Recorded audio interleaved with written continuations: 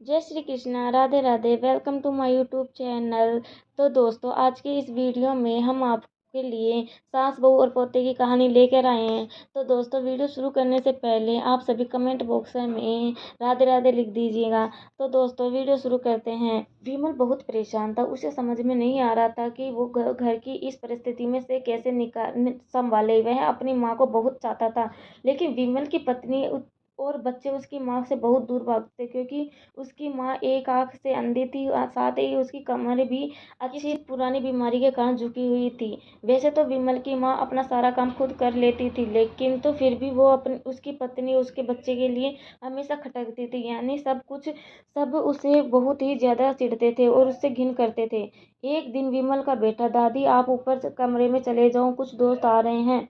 यह बात विमल के बड़े अखिलेश ने बड़ी ही बेरुखी से दादी से कहा। दादी बोली, पर बेटा मैं तो यहाँ बहुत दूर बैठी हूँ, तो मुझसे भला तुम्हें क्या परेशानी हो सकती है। दरअसल मुझसे ऊपर चढ़ा नहीं जाएगा। बड़ी ही धीरे से दर्द भरी आवाज में विमल की माँ ने अपने बड़े पोते से अखिलेश से कहा।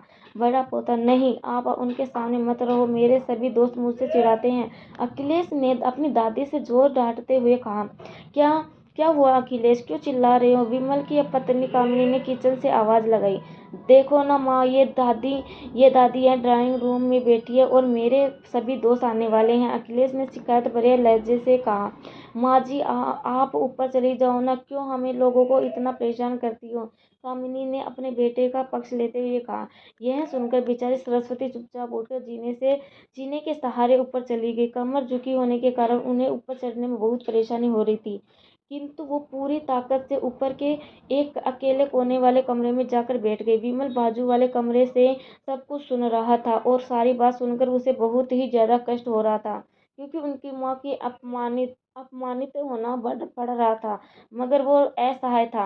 अगर वो कुछ चाहता तो पत्नी और बच्चे उसका विरोध करने लगते थे, क्योंकि उसकी पत्नी एक उच्च घराने की थी, इसलिए उसे बहुत घमंड था। और विमल चाहता था कि घर में कोई बड़ा कलेश ना हो। अतः वह चुपचाप इसी तरह से हर दिन अपनी माँ को अपमानित होते हुए देखता रहता था। मगर विमल अपनी माँ को बहुत प्यार करता था और वह उनका बहुत ख्याल रखता था। तभी रात को विमल की पत्नी कामिनी बोली कि अब कुछ करो। कल कलेक्टर साहब की पत्नी आई थी और तुम्हारी माँ उनके सामने आ गई, और उनसे माँ जी बात भी करने लगी। मुझे बहुत ही शर्म आ रही थी उन्हें अपनी सास बताने में, इसलिए कलेक्टर की पत्नी से मैंने कह दिया कि यह मेरी दूर की रिश्तेदार है, हम अपना इलाज कराने आई है। इस बात को सुनते ही विमल को रोना आ गया, किंतु फिर भी वह चुपचाप रहा। उसे समझ में नहीं आ रहा था कि वो क्या करे। सरस्वती अपने बेटे विमल की सारी परिस्थिति अच्छी तरह से जानती थी। उसके बेटे को कोई कष्ट न हो, इसलिए वो हर बात को चुपचाप सह लेती थी। विमल बहुत उदास रहने लगा। एक तरफ परिवार और एक सामाजिक स्तर पर जीवन की जीने की प्रतिबद्धता थी, तो दूसरी तरफ उसकी प्यारी माँ। विमल को रोज उदास और बहुत दुखी देखकर सरस्वती भी अंदर ही अंदर दुखी रहने लगी। और अब सरस्वती से अपने बेटे के विमल की ऐसी हालत देखी नहीं जा रही थी। तभी एक दिन सरस्वती ने अपने बेटे विमल से कहा कि बेटा विमल, बहुत दिन हो गए हैं, मैं अपने गांव जाना चाहती हूँ, मुझे वहां छोड़ आ बेटा, मेरा यहाँ मन नहीं लग रहा। किंतु माँ, वहां तो कोई नहीं है तुम्हारी देखभाल को करेगा, विमल ने आश्चर्य से पूछा। विमल की पत्नी जल्दी से बोली, अरे सब गांव वाले हैं ना, तुम्हारी मामा जी तो उसी गांव में रहते हैं, और फिर हम गांव भी माँ जी के लिए सारी व्यवस्था कराएंगे ना कामिनी की। तो ये तो मन की मुराद पूरी हो गई। विमल की माँ, हाँ बेटा, बहू सही कह रही है। उदास मन से लंबी सांस लेते हुए विमल की माँ सरस्वती से कहा। विमल जानता था कि गांव में माँ की देखभाल करने वाला कोई नहीं है, लेकिन अपनी पत्नी की जिद के कारण वह अपनी प्यारी माँ को गांव छोड़ने के लिए विवश हो गया। और फिर फिर फिर माँ को गांव छोड़कर आते ही समय विमल को रोना आ रहा था। तभी अपनी बेबसी पर बहुत गुस्सा भी आ रहा था, लेकिन परिवार, पत्नी और समाज ने उसके इन मनोभावों को देख दबा दिया। कुछ दिनों के बाद उसके चाचा, जो अमेरिका में रहते थे, वो आने वाले थे। तब विमल छोटा था, उसके पिता जीवित थे। तब उसके मामा आए थे। उसके बाद वो अब भारत आने वाले हैं। पूरा परिवार और सास सास आस पड़ोस उनके अमेरिका से आने पर बहुत ही उत्साहित था। अमेरिका में विमल के डॉक्टर चाचा आ रहे थे तो जैसे ही चाचा और रमेश ने विमल के घर में कदम रखा, सबने मिलकर बहुत उत्साह से उनका स्वागत किया। यह देखकर उसके चाचा बहुत ही खुश हो गए क्योंकि विमल भाभी नहीं दिख रही थी। कहा डॉक्टर रमेश ने बड़े ही उत्साह से पूछा, जी वो गाँव रहती है, यहाँ उनका मन नहीं लग रहा था। कामिनी ने सपाट लहजे में उत्तर दिया। डॉक्टर रमेश ने विमल की ओर देखा तो विमल ने अपनी आंखें झुका ली और डॉक्टर रमेश सब कुछ समझ गए और बोले कि कल में हम सब भाभी से मिलने जाएंगे। दूसरे दिन सभी लोग गांव के घर पहुंच गए तो और देखा सरस्वती की बहुत तेज बुखार है और वह पलंग पर ऐसा पड़ी है। डॉक्टर रमेश दौड़कर सरस्वती के पास गए और उनके पैर छूकर रोने लगे।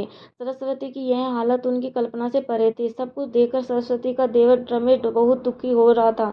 वहाँ बेटा विमल, तूने तो नाम उजागर कर दिया। अपनी माँ की ऐसी हालत देखकर तुझे तो शर्म नहीं आ रही होगी। डॉक्टर रमेश ने विमल को खूब डांटते हुए कहा।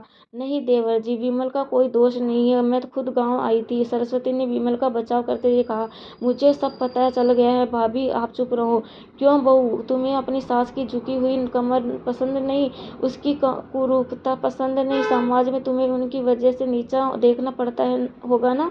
यह कहकर डॉक्टर रमेश ने कामिनी की तरफ बहुत ही गुस्से से देखा। कामिनी निरुत्तर होकर विमल की ओर देखने लगी। आज तुम जिस सामाजिक स्तर पर हो वो सरस्वती भाभी के संघर्षों की देन है। और बेटा विमल, तुम्हें शायद मालूम ना हो, वह बचपन में सब तुम 1 साल के थे तब छत से गिरने के कारण तुम्हारी एक आंख फूट गई थी और तुम्हारी रीढ़ की हड्डी में भी समस्या थी। तब तुम्हारी इस कुरूप माँ ने अपनी एक आंख और अपना बोन मेरो तुम्हें देकर तुम्हारा इलाज कराया था और तुम्हें इतना सुंदर रूप दिया था। कामिनी बेटा, इतने सालों तक संघर्ष करके बेटे को प्रशासनिक अधिकारी बनाने वाली एक संघर्षशील और औरत तुम लोगों ने यह दशा कर दी। तुम्हें ईश्वर कभी माफ नहीं करेगा। डॉक्टर रमेश की आंखों में ये सारी बातें कहते हुए खूब आंसू बह रहे थे। अब भाभी, आप मेरे साथ अमेरिका चलेगी। यहाँ इन स्वार्थी लोगों के बीच आपको नहीं रहना पड़ेगा। डॉक्टर रमेश ने अपनी भाभी सरस्वती से कहा। डॉक्टर रमेश चाचा की सारी बातें सुनकर विमल फूट फूट कर रोने लगा। उन्हें यह बात अब पता चली थी कि उसकी माँ की यह आँख खराब क्यों है और उसकी कमर झुकी हुई क्यों है। यह सब तो उसकी माँ ने बचपन में ही उसे खुशी दे दी थी। तभी तो आज विमल खुद इतना स्वस्थ है और उसकी माँ इतने सालों से दर्द में पड़ी रही। अब विमल खुद को कोस रहा था और उसे लग रहा था कि उससे ज्यादा पापी इंसान इस दुनिया में कोई नहीं है। विमल दौड़कर माँ के पैरों में गिर गया और रोता हुआ बोला कि माँ, मेरे अपराध अक्षम्य हैं और जानबूझकर चुप्पी साधे रहा और आपका अपमान करवाता रहा। अब से सिर्फ आप ही इस घर में मेरे साथ रहोगी और कोई नहीं। यह कहते हुए विमल ने बहुत ही क्रोध से होते हुए अपनी पत्नी कामिनी और बच्चों को देखा।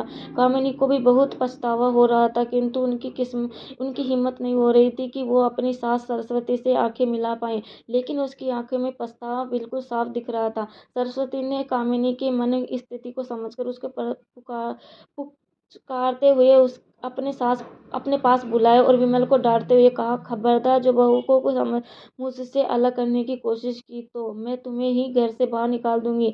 सास की इतनी अच्छी बातें सुनते ही कामिनी ने उसके पैर पर पकड़ लिए और फिर विमल ने दोनों बच्चों ने भी अपनी दादी की से माफी मांग ली और दोनों ही पोतों ने अपनी दादी की गोद में अपना सर रख दिया। वह न गोद में रोने लगे। अब सरस्वती ने सबको माफ कर दिया। फिर सभी लोग मिलकर सरस्वती को शहर ले गए और उस दिन से सरस्वती का पूरा घर ही सब सेवा करने लगा और विमल को भी माँ का प्यार समझ में आ गया था कि माँ जैसा इस दुनिया में कोई भी नहीं। माँ ही एक है जो अपना बलिदान करके पूरा परिवार खुश रहता है।